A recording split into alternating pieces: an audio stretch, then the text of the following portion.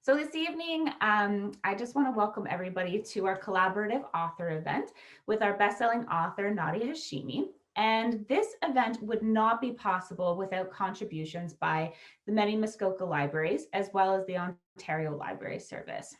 As our commitment to the Truth and Reconciliation Promise and process, we'd like to begin this event by acknowledging that the land on which we gather is the traditional territory of the Anishinaabe, specifically the Chippewa and Ojibwe peoples.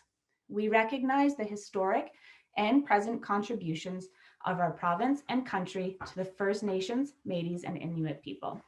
So just some general housekeeping before we jump right in.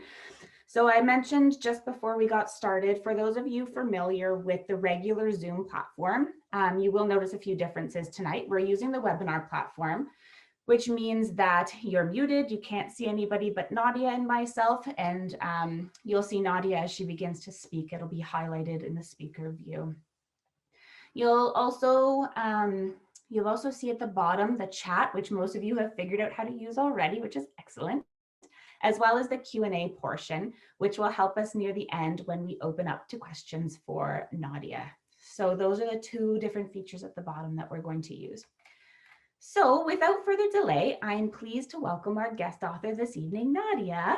And she is an international best-selling author of books for adults as well as young readers, if you didn't know that.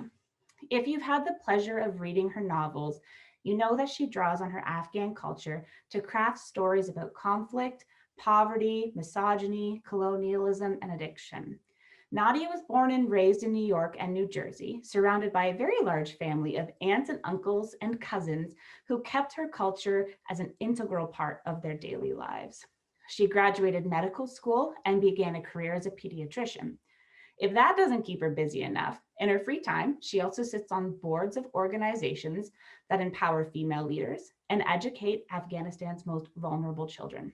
Lucky for us, she also likes conversations with readers in libraries, book festivals, and tonight, from the comfort of your own living room.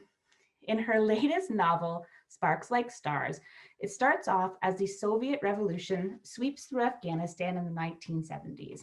We follow young Satara after the death of her family, and she struggles with her new life and identity in the US. 40 years later, she's shaken as an elderly patient she recognizes from her past appears in her exam room. She soon realizes that the past that she's worked hard to bury needs to be unearthed, and she seeks out the truth and answers back in our homeland. Please help me in welcoming our guest for this evening, Nadia Hashimi.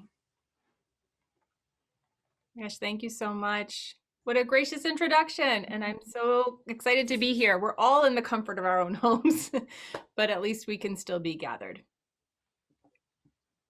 So we're going to start our event tonight. Nadia is actually going to set the stage of her book for us. She's going to do a short reading, followed by a small Q&A between Nadia and I, just so we can get to know her a little bit better and really delve into her book. And then we are going to open it up to audience questions in the Q&A. So Nadia, I'm going to pass it over to you, and you're welcome to start reading. Perfect. Thank you so much, Courtney. Okay, so I'm going to read a little bit from the prologue of Sparks Like Stars, and so I won't have to, worry about any spoilers. There won't be any spoilers tonight, but I think the prologue does help set the stage a little bit, as you said. Untold histories live in shallow graves.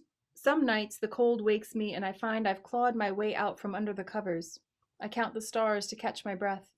Once upon a time, a little girl, with velvet ribbons in her hair, crouched deep in the belly of a palace, tucked behind copper pots and urns and cartons heavy with treasures of a lost world.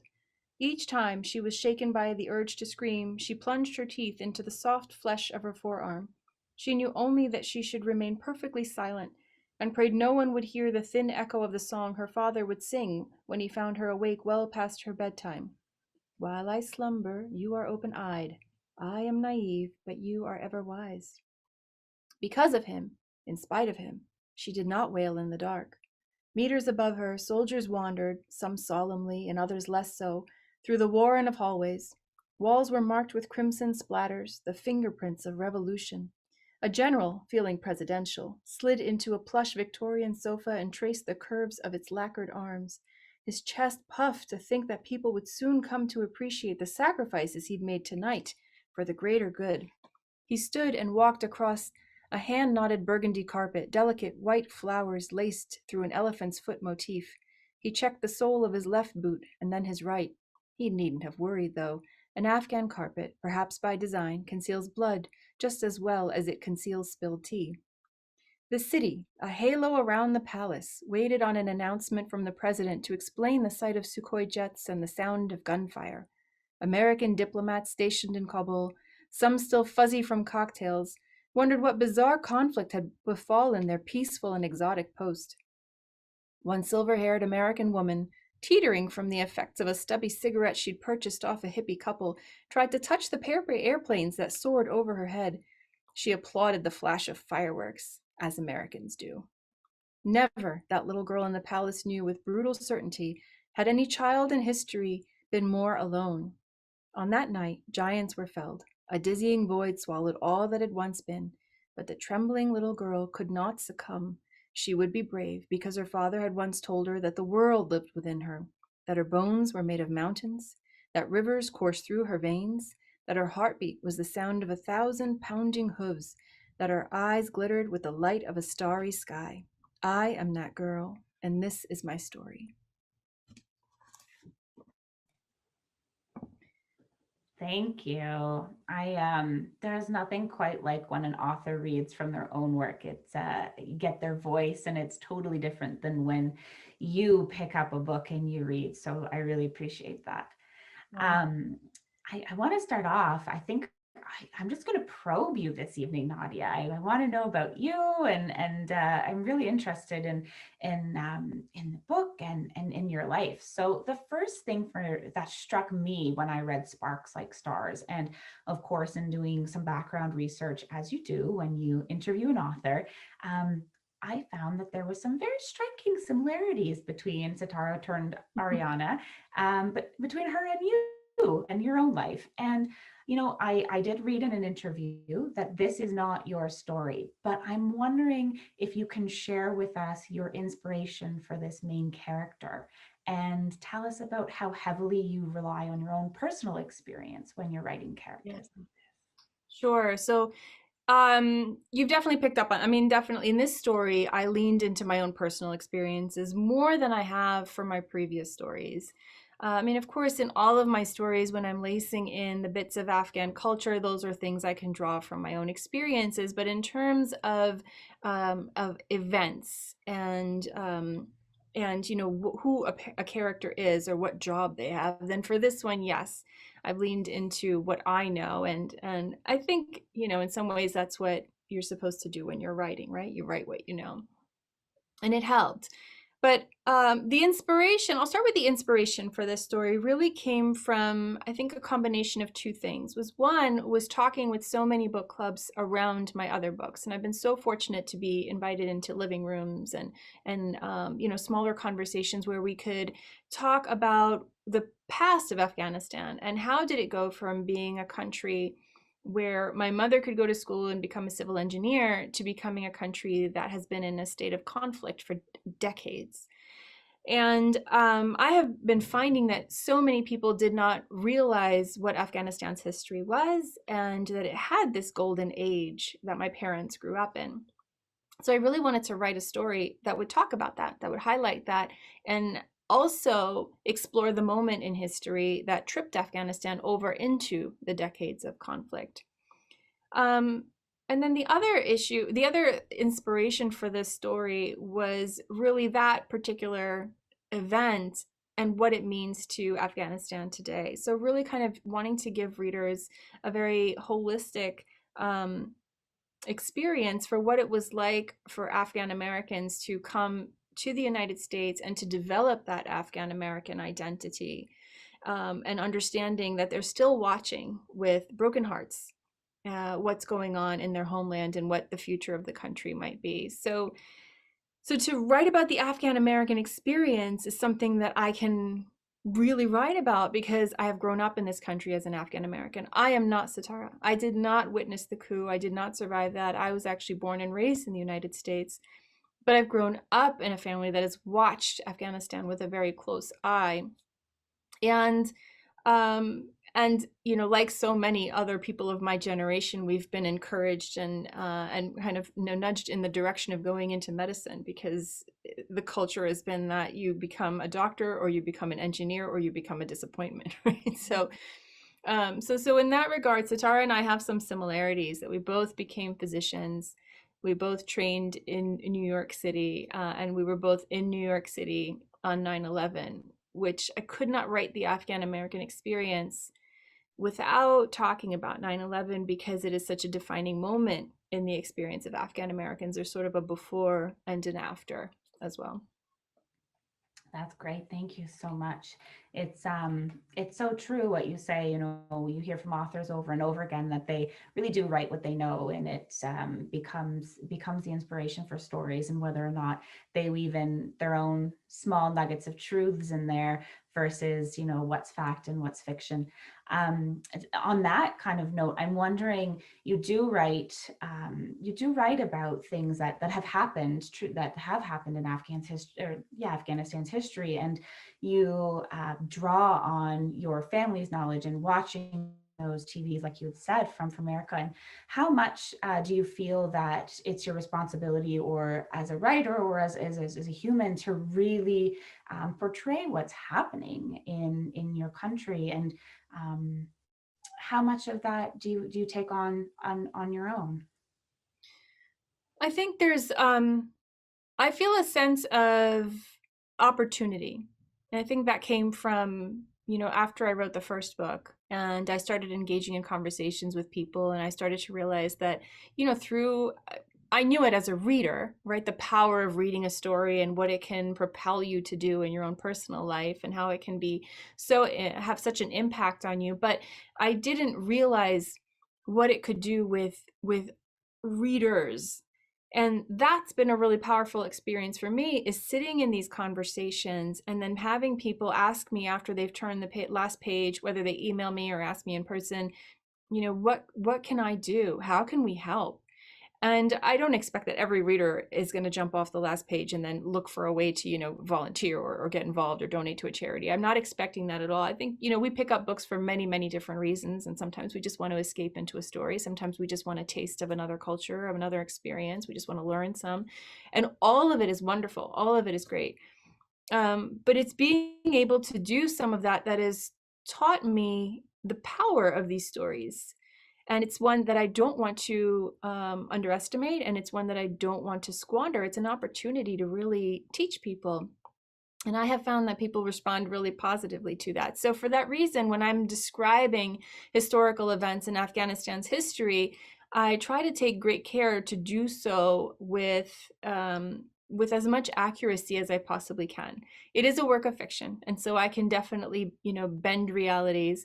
But when it comes to like the bones of the story and the bones of like the events that actually take place, I try to stay as close to history as possible, because I understand that this might be the only chance I have to impart a significant chunk of Afghanistan's history onto a reader. And people have been, it's only been out for a month, but I've gotten some really nice responses where people have said, I did not know, I never knew that this happened. And they're kind of struck by this one particular event.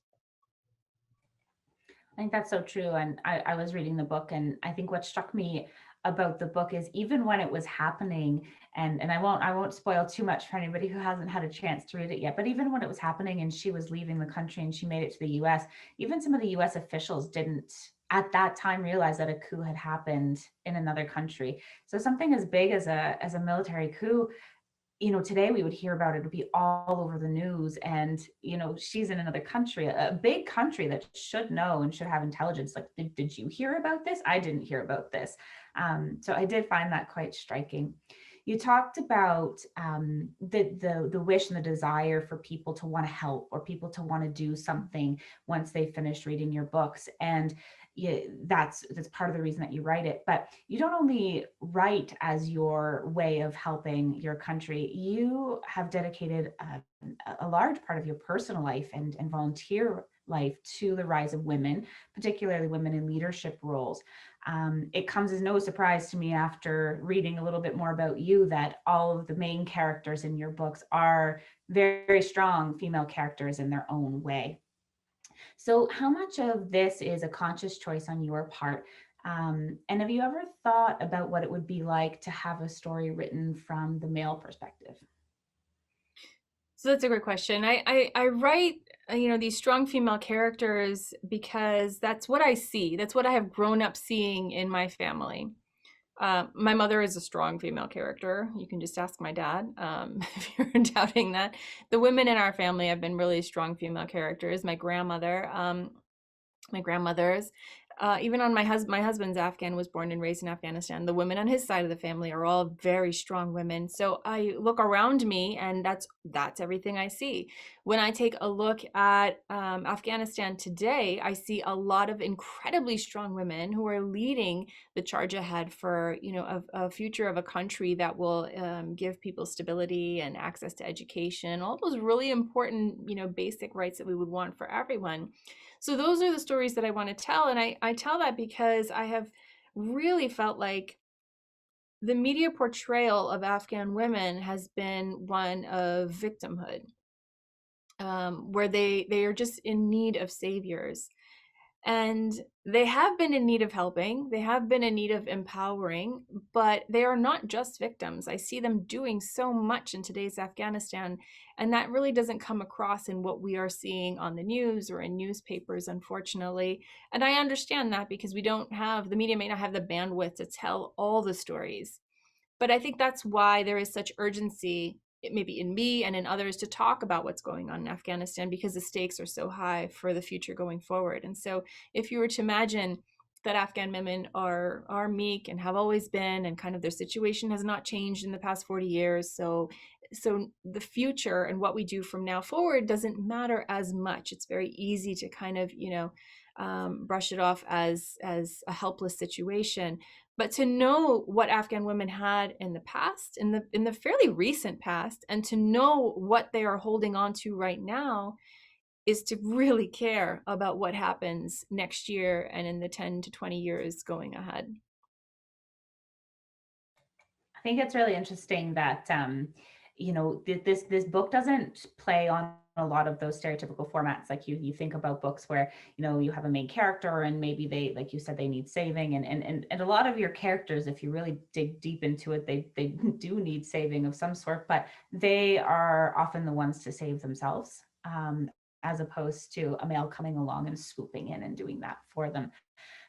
There's a theme that runs sort of loosely through this book of Kismet, and it plays a really big part in young Satara's life, where she first meets the American couple Tilly, well, mother and daughter couple, that Tilly and Antonio, that kind of help her, and they're also both women, and they're both very strong women in their own regards. And sort of the first meeting, they're not communicating very well because, well, she's scared and she doesn't know who to trust. But one of the first concepts they get across is this concept of kismet, because Tilly starts to talk to her about what it means when your story is written out in the sand, and she really grasps onto this. So I think that that's a really interesting thing. It kind of ties into what you're talking about. I'm wondering, you personally, how much you believe in kismet and how much you believe that we have this pre-written destiny, and how much can a person bend that destiny to their own will. So this is a theme that comes up. This is not the first time I've discussed kismet or nasib, some of these words. And kismet is a nice one because there's a crossover there where we call in Farsi or in Dari you would call it kismat, and it's here as kismet. And growing up, I remember you didn't really see a lot of Afghan culture or these Afghan tidbits. Like I felt like there was this world that was inside of my home, and then there was a world outside, and very rarely did they intersect in certain ways.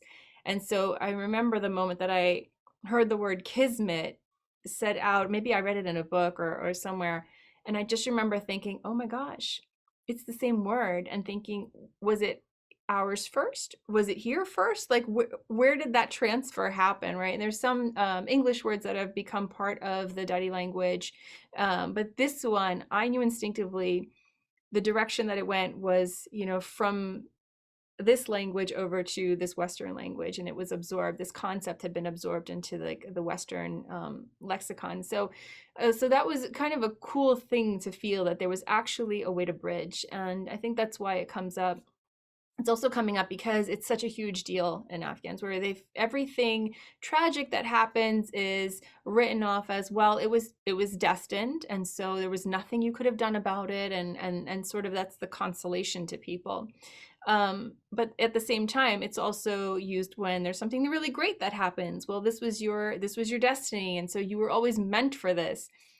Um, but we also recognize, and there's a phrase where, and to translate it, it's basically take the first step so that God may bless your journey.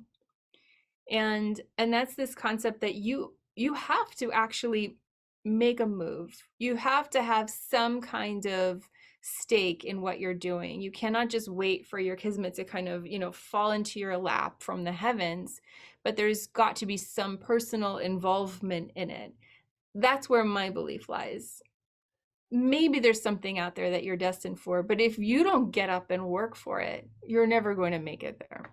At least that's what I tell my children. Try to motivate them. I think your next book has got to be like one of those self-help books. You just write all about that, because I think people really, really get drawn to that. It's a great philosophy. When something bad happens, it wasn't your fault. And, I think it's really important, especially in times like these where, we're all sitting around sort of waiting for something to happen. And, you have to take the first step. Like you said, I love that philosophy. And I think it resonated a lot with me, obviously, as I was reading the book, because like you said, it was a crossover. It was two very different people from two very different cultures who knew immediately exactly what the other one was talking about. And I think that was a really great moment in the book for me. Yeah, and that intersection, I think, of Eastern Western culture was what I really had so much fun digging into. And that's why, you see some of the characters who have very kind of, wandering philosophies. Like you've got the hippies who've come down, and them kind of interfacing with this very Eastern culture. The research for it was amazing, and that's why I think, those areas where you've got two very different forces or entities coming together, that's a really interesting area of exploration always in stories. To me, I'm going to go off script a little bit and just chat with you a bit, because that's what you do in these things. The meshing of the two cultures is interesting, because you yourself traveled back with your mother and father, who hadn't been back since the 70s when they left, and it was 2003, I think, that you Right. went back. Mhm. So how did you find that, being born in America and heading back to a different country? And how did your parents find that? Like, was there a meshing of cultures? Was it extremely different from what they remembered, or did they just kind of pick up? And So it was an interesting trip, because for me that was my first trip over there, and for my parents it was their first trip back, as you said. And there was so much that was very natural feeling. I mean, the language, the foods, like all of that was very natural feeling. I had traveled quite a bit even before then, so I was used to traveling to countries where the roads were super crowded and all kinds of taxis, and I was comfortable with that. For my parents, I watched them land there and feel the difference. And there was some particular moments, like, looking for my mom's childhood home, and realizing it had been reduced to rubble, which would kind of be heartbreaking. But then you'd sit down with a room full of family members, and there was this sense of familiarity, this sense of, this like instant feeling of being home, of it being very natural to be there. But I will say that walking through the streets, it was very evident to everyone around us that we were visitors from a foreign land. And you could tell, and there were a lot of Americans there, whether it was, from the military, or from, some other Americans who were there for other projects. So people could tell right away. And we tried to dress kind of nondescript and kind of pretty conservatively, to just really blend in. We were a bit more conservative than other people. They kind of laughed at us when my mother and I came off the planes with these huge shawls on, that we'd purchased in Dubai, and my family was there at the airport, and they just laughed at us. They're like, "What are you wearing?" And they'd come in with these like tiny little headscarves, you know. So it was pretty remarkable. Our expectations were really off.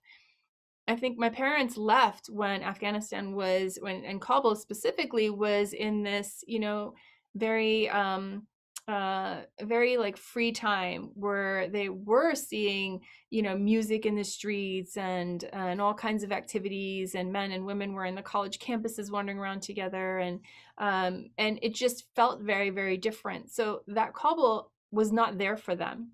It had changed pretty dramatically, and I could see that there was like a sense of loss. And so I don't, you know, I don't hear my parents yearning to go back because I think they've realized that that place is not there anymore. The people are not there. Everything has changed, and some of that is echoed in the story as well. Yeah, I think it's sometimes it's hard to go back. You have that nostalgia of what it would be, and then you get back, and it's no matter where you're from and no matter where you're going, it sometimes it's just never the same as what you've remembered in your head.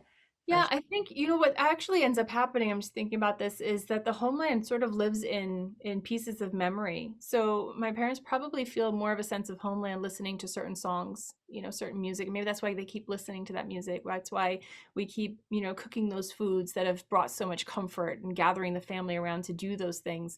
The card games that they played in Kabul, they're now playing with my children when they're gathering around. I think that becomes home, right? We find home in these little pieces and experience that we can take with us no matter where we go. And that's how we build tradition too. That's the, you know, we pick and choose what we choose to take from our families, and you know, children pass it down and they pass it down to their kids and so on and so forth. No matter, you know, that's a common denominator, which is such a nice thing across all cultures. That's how we Yeah. pass those on, which is lovely. Um, I want to talk about you because you are like just fascinating and interesting, and I want to know everything there is to know, but we only have a short amount of time. So, you know, for those people who don't know, you are a best-selling author. And I mentioned that you did go to medical school and you're a pediatrician and you managed your husband's practice. And just on top of that, you ran for the US Democratic Congressional as a candidate. And you sit on boards, and, you know, you're a wife, you have 4 children, you have a parrot, which is super cool. And I want to know from one woman to another, where do you find the time to do all of these things? So I'll be very realistic. Everything I've been able to do because I've had such amazing people be supportive around me. I mean, from my husband to my parents to my extended family, my crew of aunts and uncles, um, to the women who have helped me take care of my children and get them, you know, ready for school or drive them to karate with me. I think there's so much support. And you know, it's not like I can do all of those things in one single day. So you know, over the years I've had to juggle how much time do I spend being a pediatrician, how much time do I spend writing, how much time do I spend in these other activities.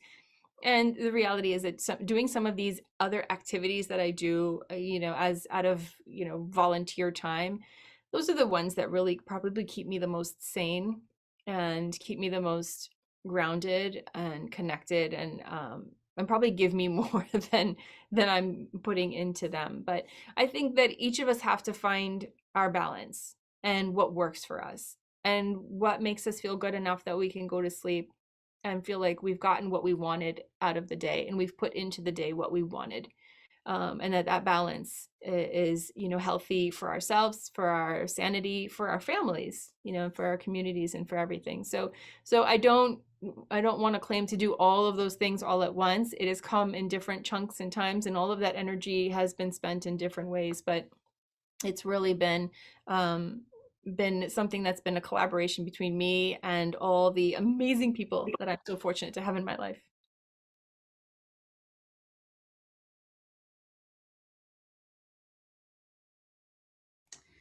Sorry, I've muted me because I have 2 of you on my screen, Nadia, and I just muted the other version of you. So um,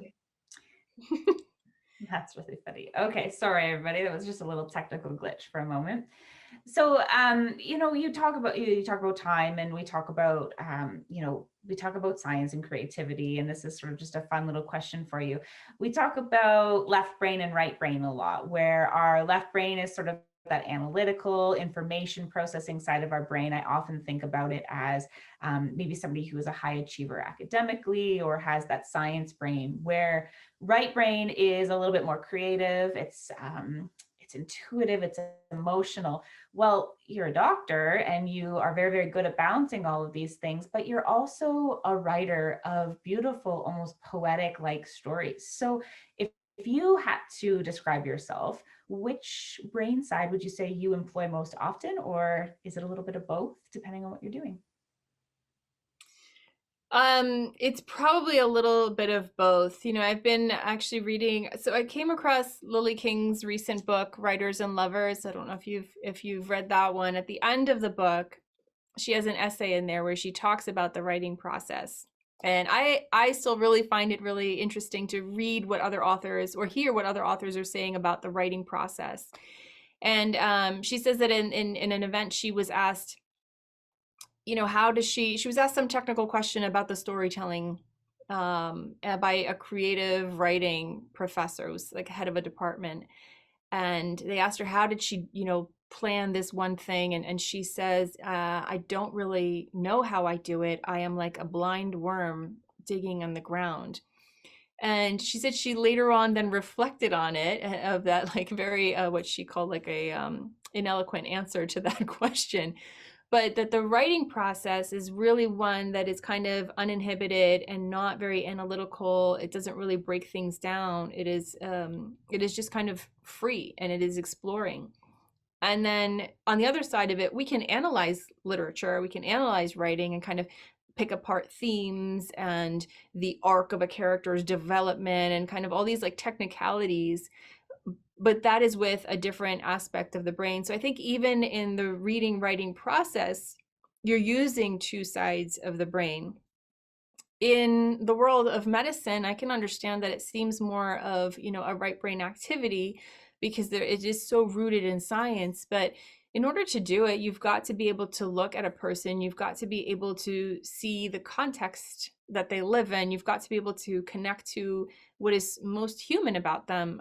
I mean, I always think about, walking into an emergency room, exam room, kind of pulling back the curtain and seeing. I remember, one time seeing a teenage girl who was there with her father, and she was complaining about abdominal pain. And to go through what we call like the differential of what this might be, it could be anything from menstrual cramps to pregnancy to stress because her parents were getting divorced and her dad was going to be moving out of the house. It could be anything. And you have to do so much digging into what is going on in this individual's life and how would a human react to any of those at different stages in their lives, which I think is really compelling us to use both sides of our brain. So I think it's, it depends on how I'm doing it, what I'm doing. And I wonder if, thinking too much that we have a left and a right brain is inhibiting us from being able to integrate and actually maximize what we are able to do, because you need to use both sides, right? You don't just use your left hand. Even if you're a lefty, you also do with your right. And there is so much that comes from bringing those two sides together. I think that's a really interesting point you made, just even about, doctors and the compassionate care that doctors need to provide, that quote unquote bedside manner, if you will, where you have to actually be a human when you walk into the room and treat another human, not just a symptom or a cause or, you know, something that has nothing to do with the person and their life, which is, I think it's a great combination of using both sides of that. Um, Back to your book a little bit. When your character, is it Ariana? Am I Hmm. saying? Yeah, Yes. Ariana. She doesn't realize until she's in university, taking her own psych class, that there's a word for what she's experienced or a symptom, and it's PTSD. And it takes her that long to sort of figure out that. And she's tried therapy, and that's only made her, in her opinion, it's made her worse, not better. And she tries to basically take her past and she puts it in a little compartmentalized box and shoves it deep inside somewhere over here. And I think a lot of us have tried that before, and it sometimes comes back up. But what do you think drives her in the face of her trauma? Because there is trauma, and she's still highly successful. She still has to deal with it at some point, obviously. But what makes her courageous? What drives her? What makes her tick to keep going and get up every day and be successful? So I think that's what, I really enjoyed being able to create this character. And we talked about the creation of characters earlier. I try to make sure that the characters that I write are absolutely not me. And so even in someone like her, where we have a common profession, where we have some, places that we were at a point in time of our lives, that we were at certain events in common, but she's not me. And, um, and I would never want her to be, because I want her to be herself. She is someone who I think has a lot of resilience in her. Um, but almost to the point where she has not reached out for the help that she needs along the way, the help that she probably deserved and could have used along the way, because she's trying so hard to be strong and to do it on her own. I think that people react to trauma so differently. I mean, some people put it into a box and maybe that works for them. Some people are not able to pick up and move along every day and plod through their days because of the weight that they're carrying with them. She has some kind of grit that perhaps comes from the memory of her family and wanting to be able to, even if they're not with her, being able to prove to them that her survival was not in vain, that she's able to carry on some of that legacy, that she's able to make them proud, no matter where they are, even if they're removed from her. And I think that's one of those things where it might be up to the readers, right? I've realized also over the years that what I write is only what I've written, and can be interpreted and will be interpreted in many, many different ways by each and every reader, which is a magical part of the story process. I remember sitting down with someone who wanted to talk to me about one of my earlier books she'd read, and she said, "Oh, this thing that you've written about what marriage is and what you've compared it to, it means, such and such." And I said, "Well, actually, I meant it." And she said, "No, no, no, it doesn't mean that. It means." And that was the moment that I realized that, when I write this book, it's not just mine. It doesn't become mine forever. It is like ours. It is like a shared experience, and every person who picks up a story and reads it looks at that story with their own particular lens, and then claims it in some way. I think it's so true. Everybody, interprets books differently depending on when you read it in your life. I know there's books I've gone back and reread years later, and I get something totally different out of them. Speaking of interpretation, as a reader, there's a character in your book, and I don't quite know how I feel about them. Even after just about finishing right into the end, I still, right before I finished that last page, I wasn't sure how I felt. So I'm curious your interpretation. So the guard who takes Satara out of the palace after the horrible thing happens. Um, I can't bring myself to see him as a villain, but I also can't quite bring myself to see him as a hero in any way. I know exactly how Ariana feels about him, but was this a deliberate choice to kind of keep us on the edge of humanity, or did you intend to write him in a very vague light? He's not a perfect guy for sure, right? He may have saved her from a horrible fate at the palace, but he's by no means an angel. And yet he's done some decent things in his life. And so it is kind of perplexing. He's created that way to be a reflection of what we've seen in the world around us, right? There are people who have done a lot of good things, but then they've also done just some things that really turn our stomachs or make us uncomfortable. It's easy when there's a villain who's like a total, a serial killer. Like, okay, I get it. I know where to categorize you in the spectrum of humanity, or that you're completely off the spectrum of humanity. And then there are people who are, the saints, like the people that we know where to put them as well. But then there are the people who kind of fall somewhere along the line, and how much were their actions influenced by circumstance? How much of it was driven by their own personalities, by their own inherent nature? And so this character, Cher, with this guard, he's an exploration of that, of like, would he have done that under other circumstances? Um, what if he hadn't been put on the spot that night? What would he have become, and what kind of man would be? And how much did that his involvement in that night change him going forward? How did he feel guilt? Did he feel any regret? Does he feel glad and proud of what he's done? And I wanted the reader to kind of go through an experience with him and with Satara, his evolution as well.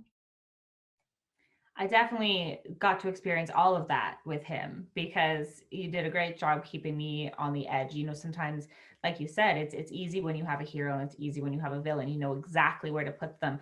But I was constantly flip-flopping. I didn't quite know where to categorize him.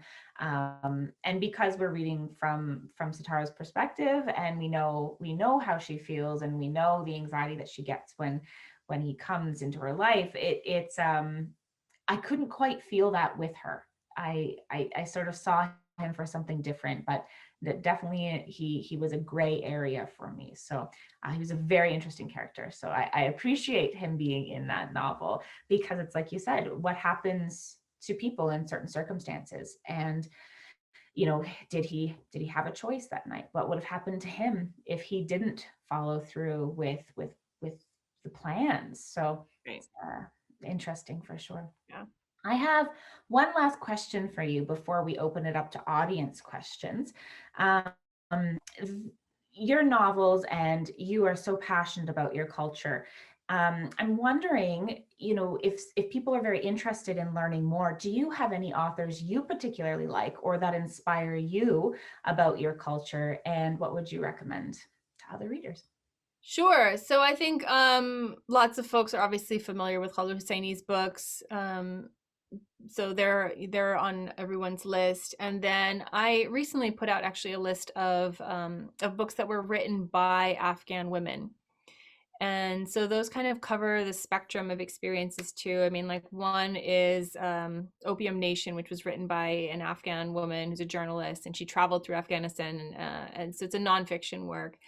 There are some others that have been written by some of the Afghan women who have served in the Afghanistan parliament, who have written their own like biographies to give a sense of the challenges that they had to overcome.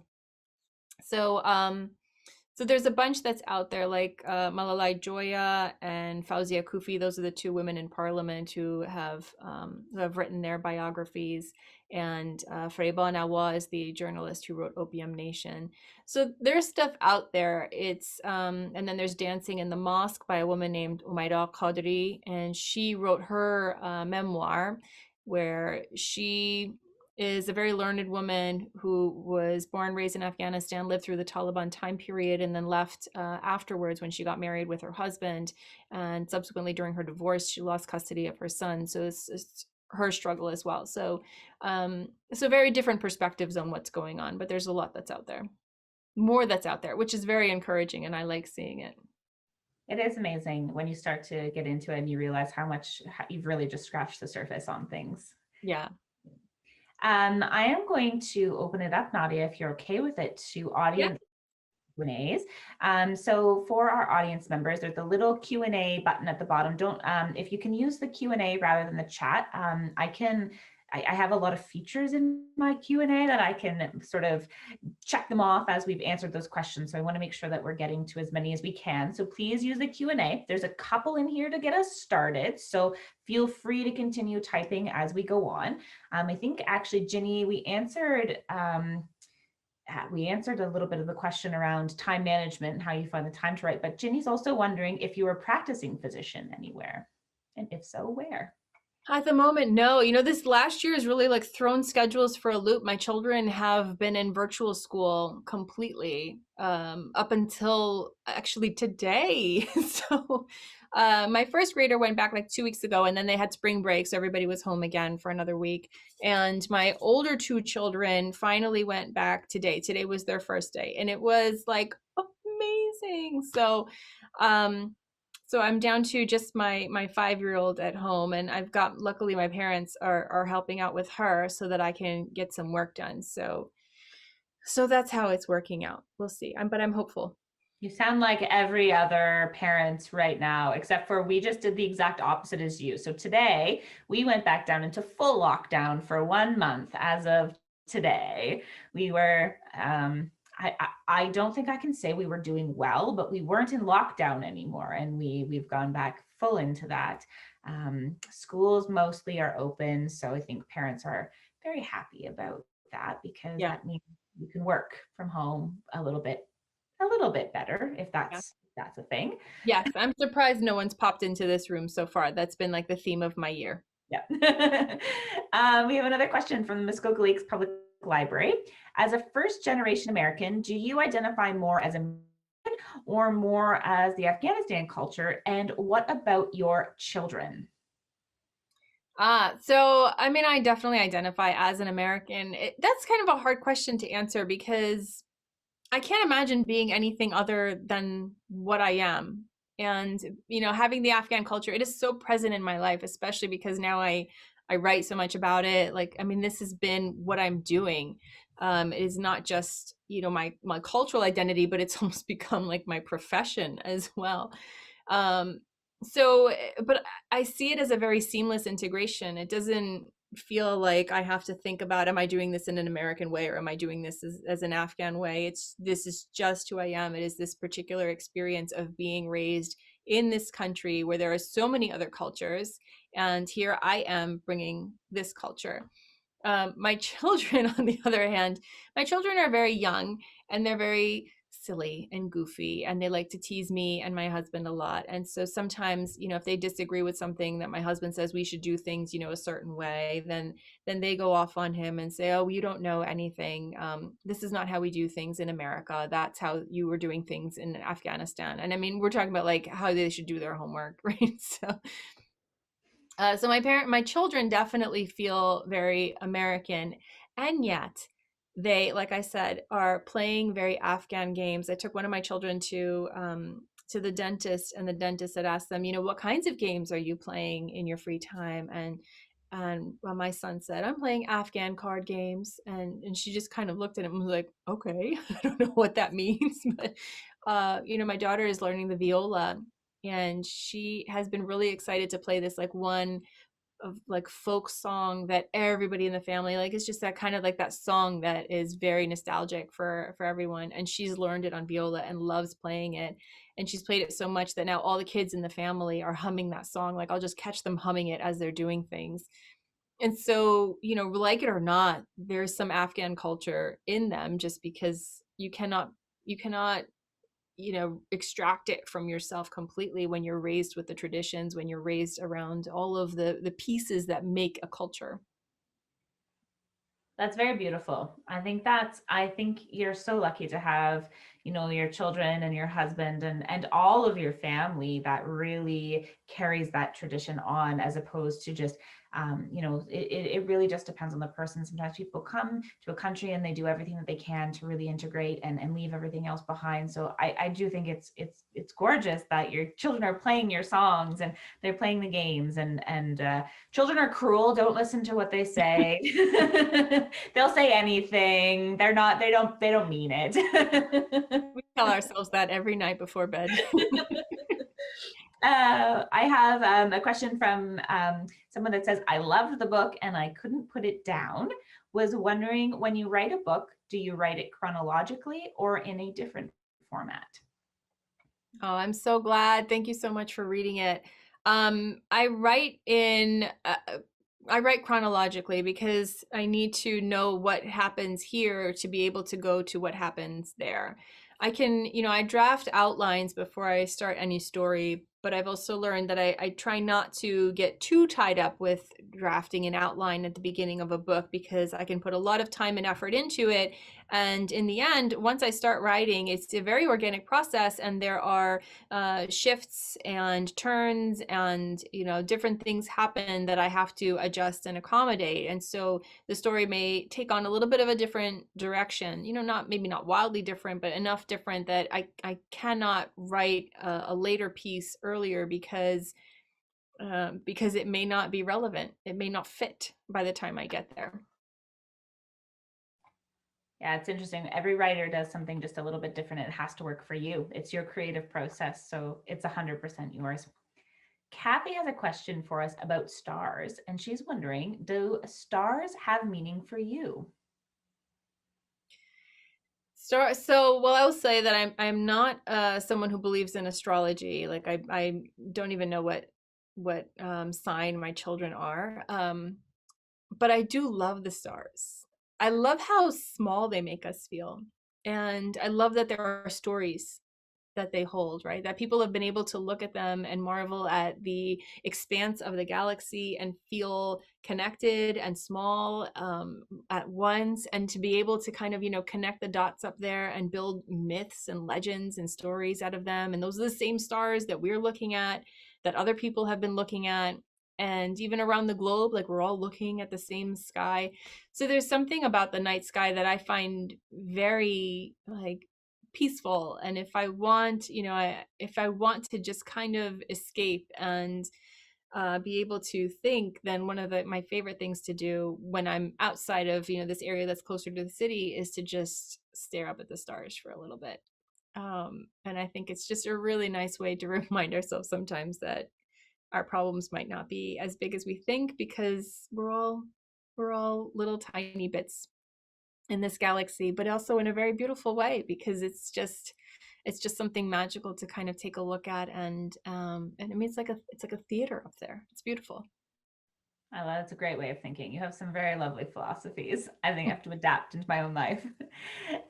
Jane asks, when did you know that writing was an important part of your life? And did you always know that you wanted to write novels?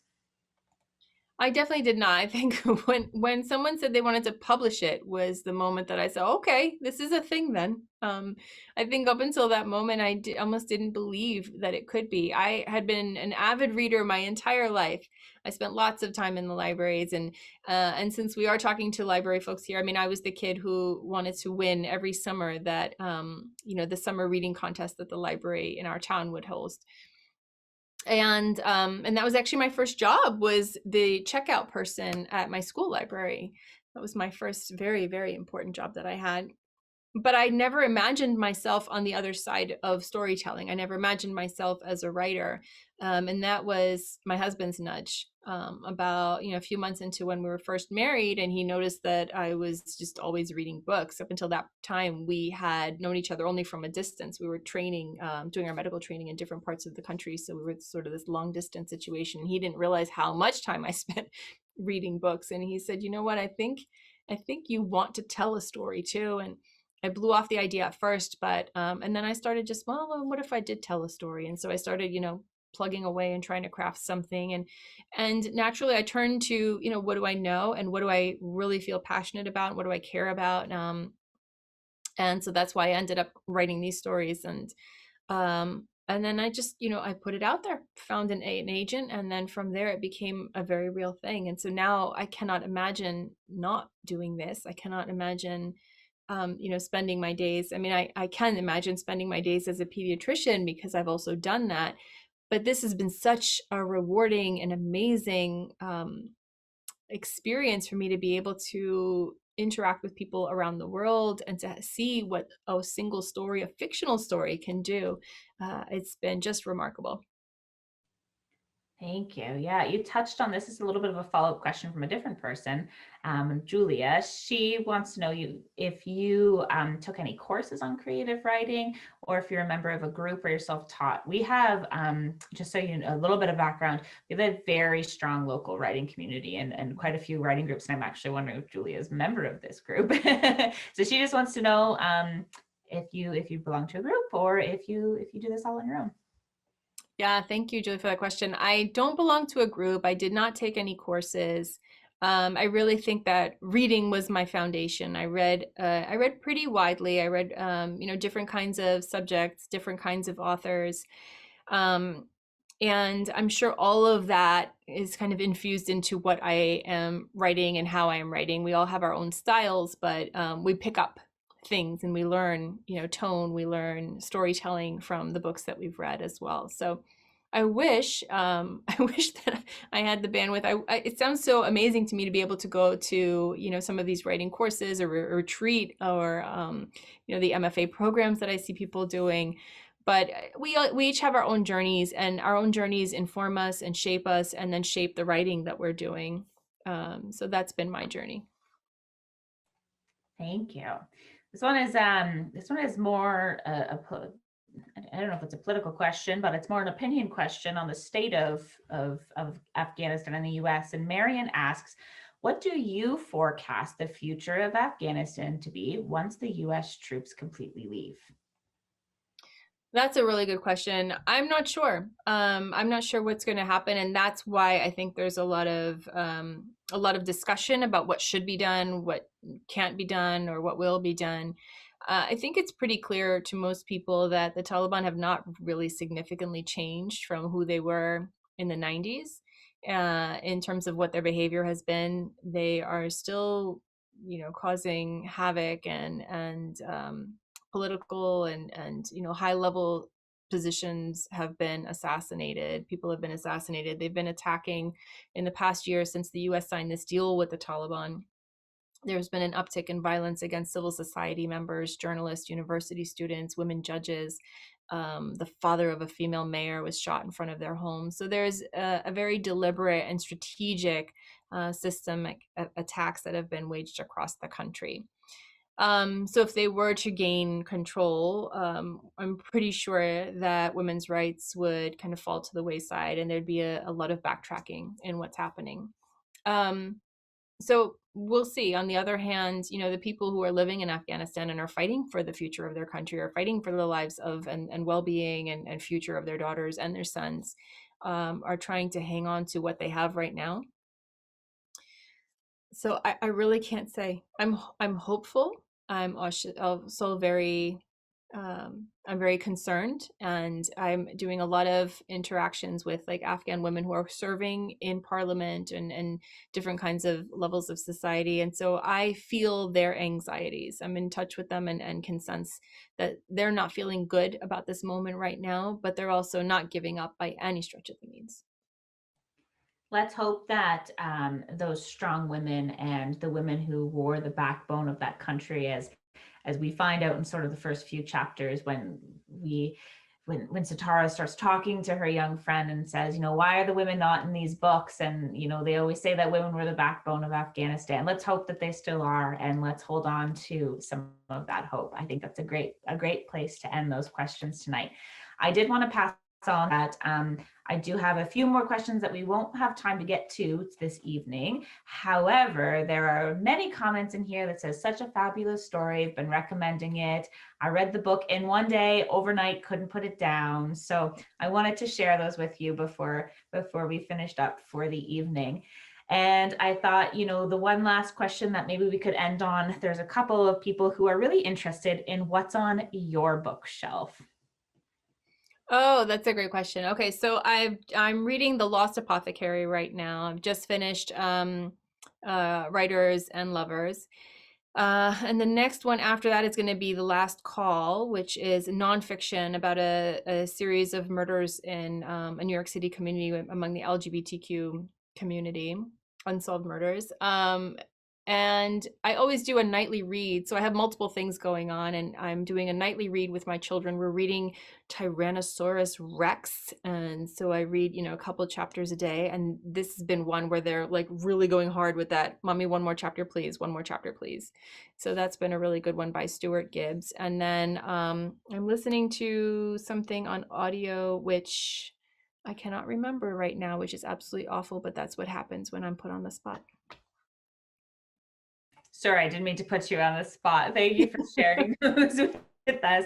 I want to thank you so much, Nadia, for being with us this evening. I know I had a delightful time, and I've got some comments rolling in here just in the chat saying how much fun everybody had tonight, and thank you for the event. So thank you very much. If you are interested, the all of the Muskoka libraries are selling Nadia's book. You can call your local library until tomorrow to put your order in. I do believe the books are at cost, but we get them from the publisher for. So if you haven't had a chance to read this, I highly recommend it. Call your local library and get your order in by tomorrow for those books. In May, on May 4th, we have another author joining us for another evening of fun. Kate Hilton will be with us, so make sure you call or email to sign up for that event. And thank you everyone very much for joining us. Nadia, thank you so much. I hope you have a lovely evening, and I hope the kiddos stay in school and everybody stays safe. Oh, amen to that. Thank you so much, Cortney. Thanks to everyone who's tuned in tonight and spending this time together. I really appreciate it. And I wish you all great reads and good health. And hopefully we can do this again sometime and maybe even in person. Absolutely. Bye, Nadia. Thank you. Bye-bye. Good night, everyone.